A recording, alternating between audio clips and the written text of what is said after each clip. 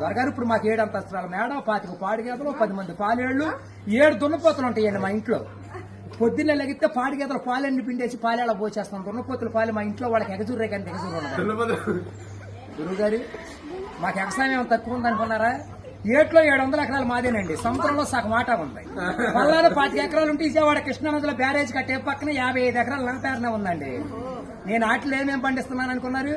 ఈ మధ్యన జనాలంతా ఎక్కాలంటే ఎక్కుళ్ళు వచ్చేస్తున్నాయి, బీబీట్లు తింటే షుగర్లు వస్తున్నాయి, చిట్టిపోరు తింటే చిందులు వేస్తున్నారు, మగసిర్లు తింటే మతులు పోతున్నాయి అని చెప్పి ఇప్పుడు నేను చీమలతో సముద్రం మధ్యన దున్నిచ్చి, నక్కలతో నారు తెప్పించి, చుంచులతో ఊడిపించి, ఎలుకలతో కోపించి, కాకులతో కాటా పెట్టిస్తే ఎకరానికి 95 బత్తాలు పడుతున్నాయి తోకలేనట్టు.